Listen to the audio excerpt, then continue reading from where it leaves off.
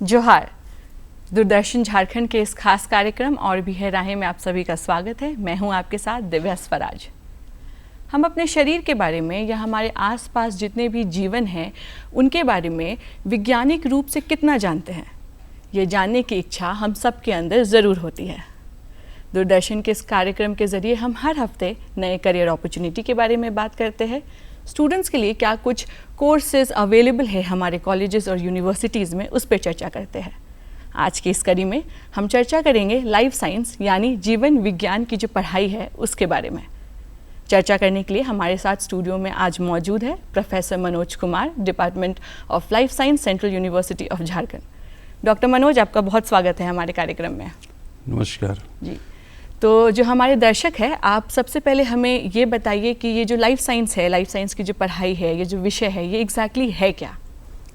जीवन विज्ञान, जिसे लाइफ साइंस कहते हैं, ये बायोलॉजिकल साइंस है और इसका परिभाषा बहुत ही कॉम्प्लिकेटेड है, क्योंकि इसको परिभाषित करने के बहुत सारे मापदंड हैं जो कि माइक्रोस्कोपिक से लेकर के मैक्रोस्कोपिक तक जाता है।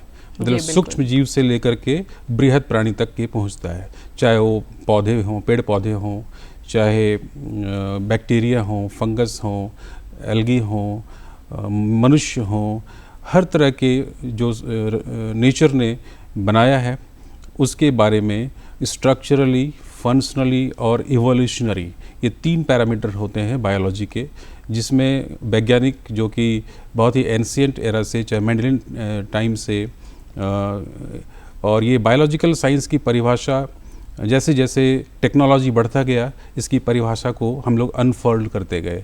और अभी भी अगर आप अपने दिमाग की संरचना को देखें तो उसका हम लोग बहुत ही डेसिमल परसेंटाइल में ही यूज़ कर पाते हैं। सिमिलरली अगर कोरिलेट करें आप नेचर के साथ, तो नेचर को भी हम उतना ही समझ पाए हैं जितना कि अपने दिमाग को हमने खोल पाया है।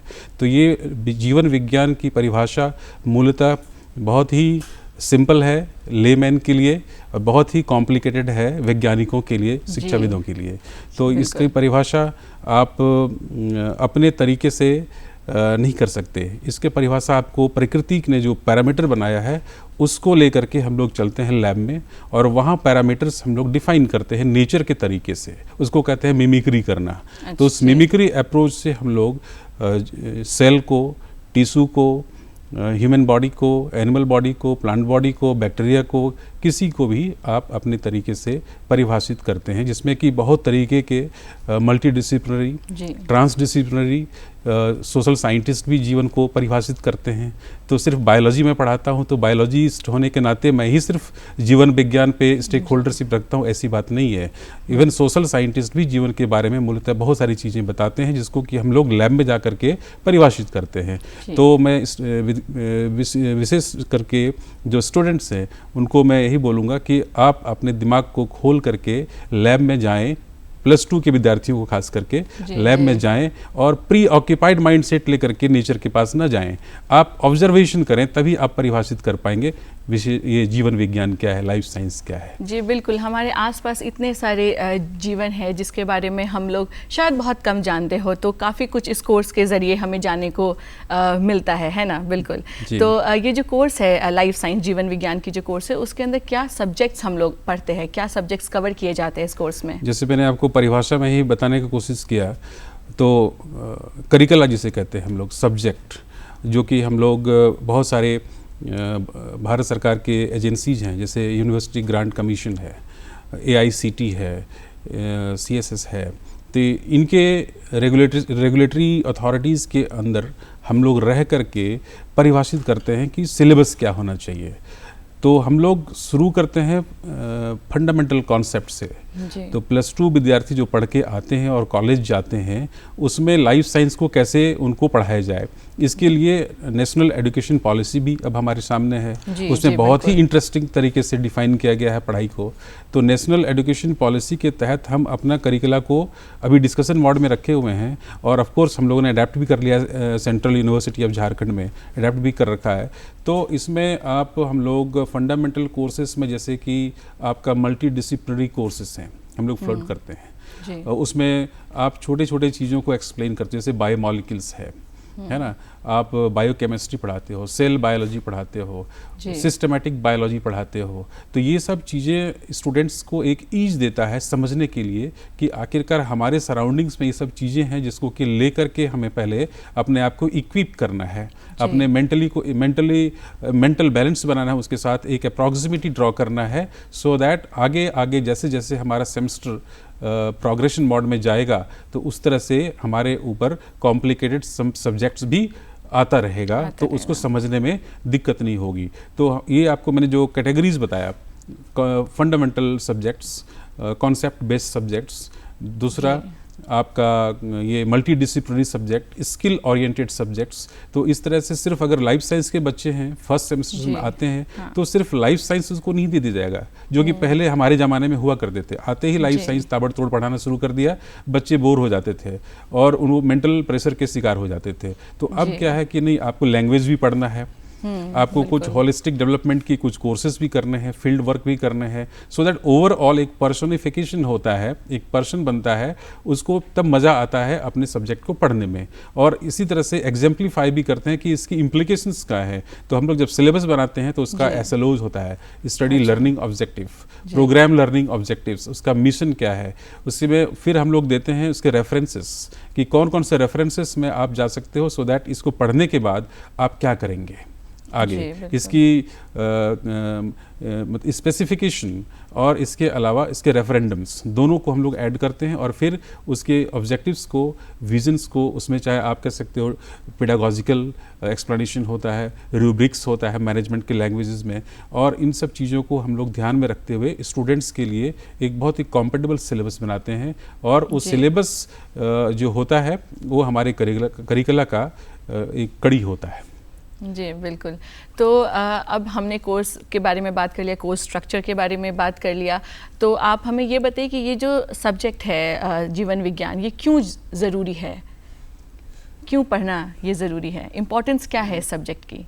जीवन विज्ञान पैदा होते ही ये जीवन विज्ञान है, इसमें कोई दो राय नहीं है। अब इसको मूलतः समझने की कोशिश हम लोग करते हैं अपने आप को। इसको कहते हैं, दो फैक्टर्स होते हैं, एक इंट्रिंसिक होता है, एक एक्सट्रिंसिक होता है। आप अपने अंदर के चीज़ों को आप समझ रहे हो कि नहीं समझ रहे हो, और जो आप देख रहे हो बाहर उसको अभी आप समझ रहे हो कि नहीं समझ रहे हो। तो एक बैलेंस क्रिएट करने की जो कोशिश होती है एकेडमिशियंस और साइंटिस्टों की, कि किसी भी जीवन में जीवन है, डीएनए है, आरएनए है, चाहे वो प्लांट का हो, चाहे एनिमल का हो, चाहे माइक्रोब्स, जिसे हम लोग प्रोकैरियोटिक कहते हैं और यूकैरियोटिक कहते हैं। यूकैरियोटिक मतलब बृहद पैमाने पे जो संरचना नेचर ने बनाया है, जैसे पेड़ पौधे, बड़े बड़े पेड़ पौधे हैं, बड़े बड़े एनिमल्स हैं, हम लोग भी एनिमल्स हैं, और कुछ माइक्रोस्कोपिक जो कि सिर्फ माइक्रोस्कोप्स में विजिबल हैं। तो इन सब चीज़ों को मॉडल बना करके समझने की कोशिश करने की ही चेष्टा को हम बायोलॉजी या लाइफ साइंस कहते हैं। और क्यों जाने ये आप समझ ही रहे हैं, चूँकि आज के डेट में चाहे मेडिकल साइंस हो, क्लिनिकल रिसर्च हो, नौकरी पाने की चेष्टा को ही पढ़ाई हम नहीं कहते हैं, कुछ समझने की चेष्टा को हम पढ़ाई कहते हैं। इन सब चीज़ों को हमें मेन स्ट्रीम में लाना है, क्योंकि जो बच्चे स्कूल से आ रहे हैं वो इस चीज़ भागदौड़ में, उलझन में पड़े हुए हैं कि ये पढ़ेंगे, हम बीएससी करेंगे लाइफ साइंसेस में या बीटेक करेंगे बायोटेक्नोलॉजी में, तो मुझे क्या नौकरी मिलेगा। ये बिल्कुल गलत कॉन्सेप्ट है। ये सब्जेक्ट आपको नहीं बनाएगा, आपको इस सब्जेक्ट को इवॉल्व करना पड़ेगा, तभी आपको नौकरी मिलेगी। आप इस परिभाषा से अंदर आ रहे हैं क्लासरूम के अंदर कि नहीं, मुझे यहाँ पढ़ करके जाना है और प्लेसमेंट लेना है। ऑफ कोर्स प्लेसमेंट मिलेगा, बट प्लेसमेंट्स का आप सूत्रधार बन सकते हो। अब पहले हमारे ज़माने में क्या होता था कि एंटरप्रेन्योरशिप ज़्यादा नहीं होता था, लोग मोनोटोनसली नौकरी के पीछे पड़ते थे, खास करके सरकारी नौकरी के पीछे पड़ते थे। लेकिन अब ऐसा नहीं है, आप अपने आप को पर्सोनिफाई करके, स्किलफुल बना करके आप 10 को जॉब दे सकते हो, चाहे बीएससी में। अब तो मैं आपको आगे भी बताऊंगा कि ये मल्टी एग्जिट और मल्टी एंट्री क्या होता है। जी बिल्कुल, बिल्कुल ये सब चीज़ें जुड़े हुए हैं एक दूसरे से, इंटीग्रल कंपोनेंट है एक दूसरे का। जी बिल्कुल। तो हम लोग लाइफ साइंस जो सब्जेक्ट है, जीवन विज्ञान, उसके बारे में बहुत ही विस्तार से हम लोग जान चुके हैं अब कि ये विषय है क्या। तो अब हम बात करना चाहेंगे कोर्स स्ट्रक्चर के बारे में, इस विषय के कोर्स स्ट्रक्चर के बारे में। क्या कुछ कोर्सेज अवेलेबल है इस कोर्स सब्जेक्ट में? कोर्सेस जैसे कि आप बीएससी सिंपल बीएससी होता है बायोलॉजिकल साइंसेस में, लाइफ साइंसेस में, बीएससी ऑनर्स भी होता है, बीएससी एमएससी इंटीग्रेटेड भी होता है। 3 तरह के होते हैं। जैसे कि हमारे यहाँ जितने भी सेंट्रल यूनिवर्सिटीज़ हैं गवर्नमेंट ऑफ इंडिया में, चाहे जेएनयू हो, डीयू हो या हमारा सीयूजे हो, तो वहाँ पे आपका सीयूईटी के तहत एंट्रेंस मिलता है, जिसमें कि बच्चे आते हैं +2 और ऑफ कोर्स उसका इनपुट लेवल भी डिफाइन कर दिया गया है कि कौन से बच्चे इसमें बैठ सकते हैं। तो उस तरह के सब्जेक्ट कॉम्बिनेशन लेकर के वो एंट्री करते हैं हमारे यहाँ। फिर वो बीएससी एमएससी इंटीग्रेटेड कोर्स में, प्रोग्राम में वो एडमिट होते हैं। उसके बाद अब मैटर करता है कि बच्चा फर्स्ट सेमेस्टर के बाद, सेकेंड सेमेस्टर के बाद जी वो अगर एग्जिट लेना चाहता है तो हम लोग ने उस तरीके से बहुत सारी फ्रेमवर्किंग कर रखे हैं। अच्छा, कि जी। अगर कोई बच्चा फॉर एग्जांपल डिफरेंट लेवल्स को पास करता है, जैसे कि पहला पड़ाव है 100 credits level, then 200 credits level, 300 credits level, 400 credits level, so that जितना जितना वो अर्निंग करता जाएगा उनका एकेडमिक डेटाबेस जो ABC होता है, एकेडमिक बैंक ऑफ क्रेडिट, जो गवर्नमेंट ऑफ इंडिया ने पोर्टल लॉन्च किया है, उसमें जी। उनका जैसे जैसे पास आउट होंगे उनका रिजल्ट डिक्लेयर होगा, उसमें भी स्कोरिंग होता जाएगा। तो इसमें हम लोगों ने जैसे कि plant science, animal science, clinical research, neuro, forensic, public health, ये सारे सब्जेक्ट्स हैं जो कि काफ़ी होलिस्टिक और you can say wholesome knowledge देता है बायोलॉजी के बारे में। उसमें बहुत सारे मैथमेटिकल बायोस्टैटिस्टिक्स भी हम लोगों ने ऐड कर रखा है, सो दैट कल के टाइम में जब बच्चा पास होकर के जाएगा या जाएगी कोई भी, तो उनको कोई भी चीज़ समझने के लिए किसी के प्रति डिपेंडेंट नहीं रहना पड़ेगा। तो ये हमारा न्यू नेशनल एजुकेशन पॉलिसी के तहत हम लोगों ने ऑलरेडी इसको प्रैक्टिसेस मिल चुके हैं। तो अब बच्चों को थोड़ा समझाना भी मुश्किल हो रहा है, क्योंकि उनके जो पेरेंट्स हैं वो कंजर्वेटिव अप्रोच से इवॉल्व हुए हैं। हाँ, तो वो उसी तरीके से समझ रहे हैं। तो कभी कभी बच्चे फीडबैक देते हैं पेरेंट्स को, अभी तो मैं लैंग्वेज पढ़ रहा हूँ, कोई जर्मन लैंग्वेज पढ़ रहा है बीएससी बायोलॉजिकल साइंस में, कोई कुछ पढ़ रहा है। तो ये सारी चीज़ें मैंने पहले भी बताया आपको कि कैसे हेल्प करेगा एक अच्छे कम्युनिकेशन स्किल डेवलप करने में, क्योंकि सिर्फ साइंस पढ़ लेने से आपका गुजारा नहीं होना है। जब तक अगर आपको साइंस को एक्सप्लेन करना नहीं आता है, एक्सप्रेस करना नहीं आता है, तो आप वंचित रह जाएंगे बहुत सारे अपॉर्चुनिटीज से। तो इसलिए साइंस के साथ साथ में, बायोलॉजिकल साइंस के साथ साथ में आपको और भी चीज़ें होनी चाहिए, इसको ध्यान में रख करके हम लोगों ने फ्रेमवर्किंग किया है। तो ऑफ कोर्स हमारा जो फंडामेंटल सब्जेक्ट है बायोलॉजी में, जैसे एल्गी है, फंजाई है, टेरिडोफाइटा है, जिम्नोस्पर्म, बॉटनी के सब्जेक्ट्स हैं, तो बॉटनी भी रहेगा। जियोलॉजी है तो उसमें भी बहुत सारे क्लासिफिकेशन है, एनाटॉमी है, तो ये सारी चीज़ें रहेंगी उसमें। इसके अलावा फिर माइक्रोबायोलॉजी भी है, आपको मैंने बताया, फॉरेंसिक साइंस भी है, न्यूरोलॉजी है। तो जिस सब्जेक्ट की जिस टाइम में रिक्वायरमेंट होनी चाहिए उसको हम लोगों ने पोजीशनिंग किया है करिकुलम में, प्रोग्रेसिव पोजीशनिंग किया है, सो दैट उनको समझने में, जैसे जेनेटिक इंजीनियरिंग है वो बहुत हाईली अप्लाइड कोर्स है लाइफ साइंसेस में। तो जेनेटिक इंजीनियरिंग अगर हम पहले सेमेस्टर में पढ़ा देंगे बच्चे को जैसे पहले पढ़ाते थे, तो बच्चे कुछ नहीं समझ पाएंगे, उनको बहुत फेल कर जाएगा। और फेल करना is not a bad thing, just trying to groom them up, है ना। तो इस तरह की चीज़ें हम लोग, आई होप कि I am explaining you in the proper direction. तो जैसे कि +2 में हम लोगों ने साइंस, वो बच्चे ले ले जिन्हें लाइफ साइंस पढ़ना है, वो +2 में साइंस स्ट्रीम चूज़ कर ले। उसके बाद हमारा है बीएससी ग्रेजुएट लेवल पे, फिर उसका पोस्ट ग्रेजुएट लेवल पे क्या है, इसके कोई डिप्लोमा कोर्सेज है, फिर हायर स्टडीज़ और क्या है इसमें। एग्जैक्टली तो जिस नेशनल एजुकेशन पॉलिसी की बात कर रहे हैं, इसमें ये सारे प्रावधान रखे गए हैं। फॉर एग्जांपल मैंने आपको बताया 100 क्रेडिट अर्न कर लिया बच्चे ने फर्स्ट सेम सेकंड सेम में, और उनको कोई उनके जीवन में कुछ हो गया, एक्सीडेंट हो गया, कुछ भी हो गया, तो उनको मैं खाली हाथ नहीं जाने दूंगा, उनको डिग्री के बजाय डिप्लोमा या सर्टिफिकेट दे सकते हैं हम लोग।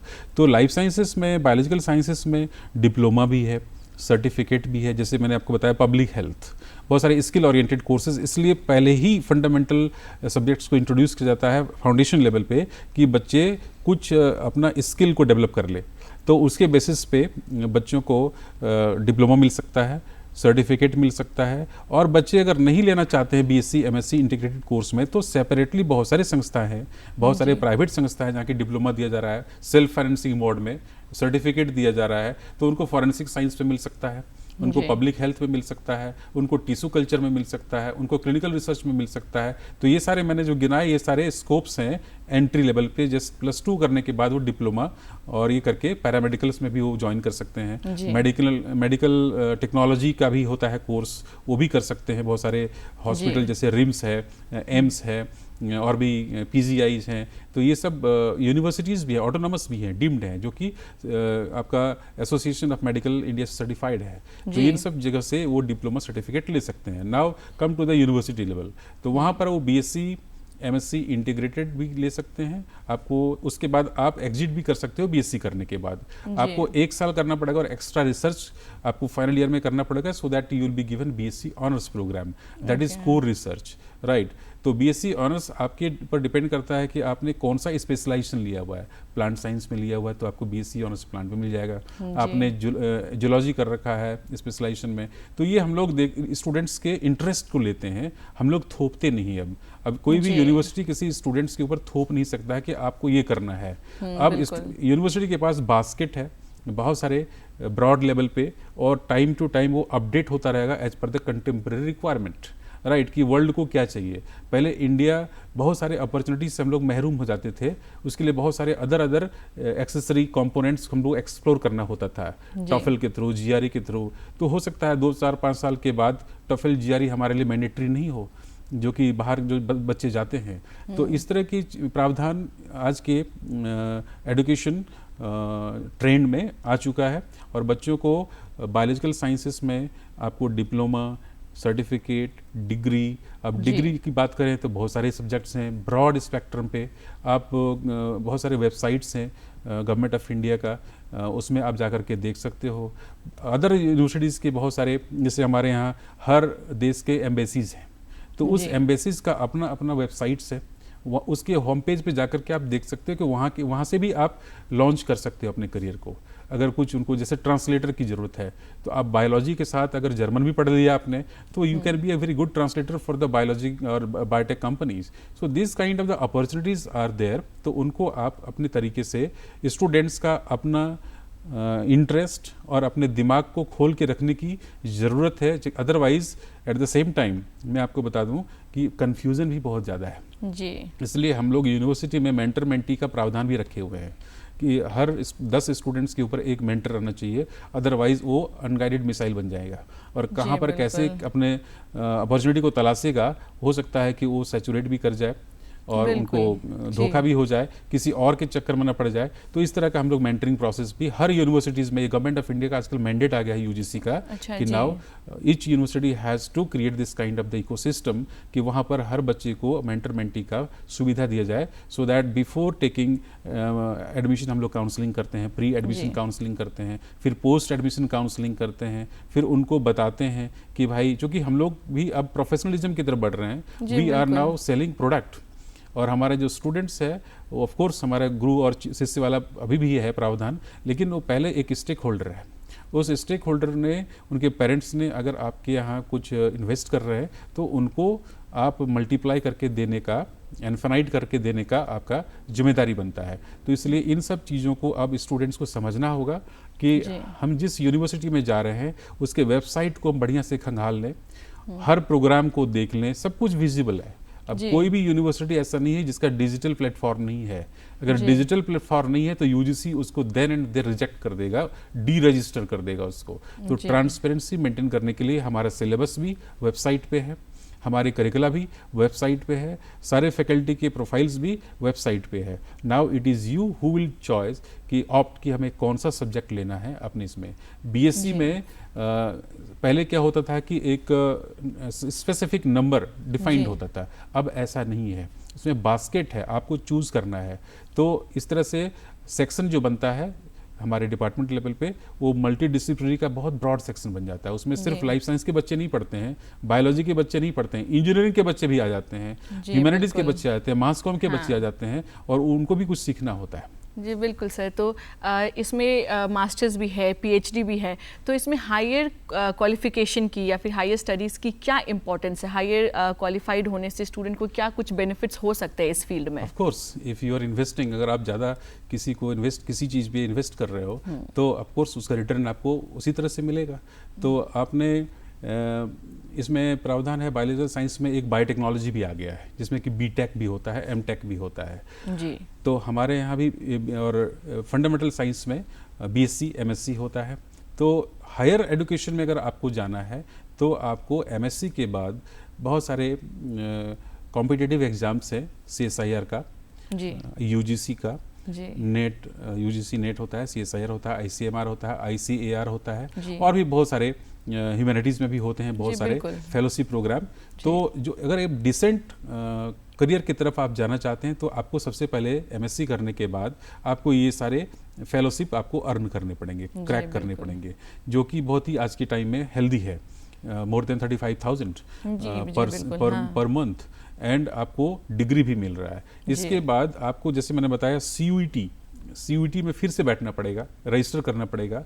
तो इन सब फेलोशिप लेने के बाद आप स्पेसिफिक यूनिवर्सिटीज़ को तलाशते हो इंडिया में और यूनिवर्सिटीज़ को तलाशने के बाद आप डिफाइन करते हैं। जी सर, तो अब हम जानना चाहेंगे कि इंडिया में कैसे कौन से टॉप यूनिवर्सिटीज़ है, कॉलेजेस है जो कि अवेलेबल है ये सब साइंस कोर्सेज के लिए, और थोड़ा सिलेक्शन क्राइटेरिया, और झारखंड में क्या यूनिवर्सिटीज़ और कॉलेजेस है जिसमें स्टूडेंट्स जा सकता है। कोई भी पेरेंट्स देखता है अपने बच्चे के लिए तो एनआरएफ रैंकिंग देखता है और भी बहुत सारे पैरामीटर्स हैं। ऑफ कोर्स जेएनयू है, आईआईसी बेंगलोर है, दिल्ली यूनिवर्सिटी है, बीएचयू है, बहुत सारे आईआईटीज़ हैं, एनआईटीज़ हैं, सीएसआईआर के ऑर्गेनाइजेशंस हैं, डीबीटी के ऑर्गेनाइजेशंस हैं और आपके इसके अलावा बहुत सारे प्राइवेट ऑर्गेनाइजेशंस भी हैं। उसके बाद आपके आईसर भी आ गया जो आईआईसी बेंगलोर का एक्सटेंशन है, आईसर भोपाल, पुणे। तो ये लोग सिर्फ हायर एजुकेशन की तरफ फ्लोट करते हैं चीज़ों को। जैसे कि जो बच्चे आएंगे कॉलेज से बीएससी एमएससी करने के बाद तो एक पोर्टल के थ्रू आएंगे तो उनको स्पेसिफिक रिसर्च में हम उनको ग्रूम करेंगे और वर्ल्ड लेवल का साइंटिस्ट बनाएंगे। तो ये सारी सुविधाएं हैं जिसमें कि आपको बहुत ही हेल्दी पैकेज मिलता है। वहाँ से आप अगर पास आउट होते तो ऑफकोर्स उनके साथ अच्छी प्लेसमेंट है और अच्छे स्पेक्ट्रम में, अच्छे क्वांटम में आपकी प्लेसमेंट होती है। आपको अब्रॉड का एक्सपोजर मिलता है। ऑफकोर्स हमारा कंट्री भी अब अब्रॉड से कम नहीं रहेगा। अच्छी अच्छी लेबॉर्ट्री जैसे नेशनल इंस्टीट्यूट ऑफ हेल्थ है, नेशनल इंस्टीट्यूट ऑफ इम्यूनोलॉजी है, आईसी बेंगलोर है, आपके बहुत सारे और भी NIPGR है, NVPGR है। तो ये सारे चीज़ें अवेलेबल है वेबसाइट पे, बच्चे देख सकते हैं और अपने आप को अवेयर कर सकते हैं। उस तरह से अपने आप को ग्रूमिंग भी करना पड़ेगा। और आप ऐसा नहीं, एक चीज़ मैं आपको बता दूं कि आप ऑल ऑफ अ सडन कि रिसर्च में हम कूद पड़ेंगे, ऐसा नहीं होता है। एक प्रोग्रामिंग होता है, एक माइंडसेट होता है कि बीएससी के टाइम में ही आपको सोचना पड़ेगा कि मुझे हायर एजुकेशन में जाना है। तो आपको उसी तरह के टीचर से ट्रेनिंग भी लेने पड़ेंगे हायर एजुकेशन में जाने के लिए। तो इन सब चीज़ें हैं। पैकेज की जहाँ तक बात है तो बहुत सारे, जिस तरह का आपके पास स्किल है उस तरह के पैकेज है। तो इसमें कोई भी स्पेसिफिक, गवर्नमेंट ऑफ इंडिया का अपना एक सैलरी पैकेज है, जैसे कि साइंटिस्ट, DRDO का एजेंसी है, ICMR है, ये लोग साइंटिस्ट रिक्रूट करते हैं। तो साइंटिस्ट का अपना रिसर्च एंड डेवलपमेंट की तरफ जाते हैं। बहुत सारे फार्मेसी कंपनी है, न्यूट्रिस्यूटिकल कंपनी है, हर्बल कंपनीज हैं जो कि अच्छे अच्छे पैकेज देते हैं। और ये इनफिनाइट होता है, वो कोई भी उस पैकेज से किसी को परेशानी नहीं होगी, लेकिन आपके पास स्किल होना चाहिए। इसलिए आप जो भी रिसर्च करें PhD पे, अपने स्किल के ऊपर ध्यान दें, नहीं तो मुंह जबानी वर्बल एक्सप्लेनेशन से काम आपका चलने वाला नहीं है। रिसर्च पेपर आपके पास हॉलमार्क होना चाहिए, हाई इम्पैक्ट फैक्टर में जर्नल में आपका रिसर्च पेपर होना चाहिए। इसलिए हम लोग बच्चों को ट्रेनिंग देते हैं कि how to do the manuscripting initial level पे, और इसके लिए हमारे पास कोर्सेज भी होते हैं। जी बिल्कुल। तो आपकी तरफ से कोई ऐसा मैसेज जो हमारे दर्शक हमें आज देख रहे हैं उनको आप कुछ बताना चाहेंगे, जो स्टूडेंट्स हैं उनको कुछ बोलना चाहेंगे? It's nice question. बच्चे अपना दिमाग खोल कर रखें। दुनिया बहुत बड़ी है साइंस की, और नहीं तो बहुत छोटी भी है। आपको हार्ड वर्क करना पड़ेगा। बगैर हार्ड वर्क का शॉर्टकट में आपको कुछ नहीं मिलना है। आपको बहुत ही पेशेंस रखने की ज़रूरत है, अच्छे शिक्षक के साथ जुड़ के रहने की ज़रूरत है, किसी रेफरेंस में आकर के मोटिवेट होने की ज़रूरत नहीं है। आपको अपने दिमाग से काम लेना है। बहुत सारे हेल्पिंग टूल्स हैं जो कि आपका स्वॉट एनालिसिस करके दे सकता है। स्वॉट एनालिसिस से आपका क्या स्ट्रेंथ है आपका, क्या वीकनेस है, क्या अपॉर्चुनिटीज़ है, क्या थ्रेट्स हैं, ये स्वॉट एनालिसिस खुद करें स्टूडेंट्स अपना, ज़्यादा बेटर रहेगा। और अपने पेरेंट्स के साथ डिस्कस करें कि मुझे ये करना है, तो उसमें पेरेंट्स आपको कैसे मोटिवेट करता है और आप पेरेंट्स को कैसे कॉम्प्लीमेंट करते हो। और किसी के भागदौड़ में कि अगर एक्स ने यूपीएससी किया है तो मुझे भी यूपीएससी करना है, तो ये सब चीज़ों से ऊपर उठ करके हमें आगे की तरफ सोचना है। तो हमारी बहुत सारी best wishes to the young joinee at the university level. जी बिल्कुल। डॉक्टर मनोज, आपने बहुत ही सरलता के साथ इस सब्जेक्ट के बारे में, इस विषय के बारे में हमारे दर्शकों को समझाया है। मुझे आशा है कि उन्हें काफ़ी कुछ जानने को मिला होगा आज इस विषय के बारे में। धन्यवाद इसके लिए आशा है कि जो हमारे दर्शक हमें आज देख रहे हैं, उन्हें आज इस प्रोग्राम के थ्रू काफ़ी कुछ जानने को मिला होगा, काफ़ी कुछ सीखने को मिला होगा। ऐसे ही नए कोर्सेज़ और करियर अपॉर्चुनिटीज़ के बारे में जानने के लिए हमारे साथ जुड़े रहिए। तब तक के लिए धन्यवाद। जोहार।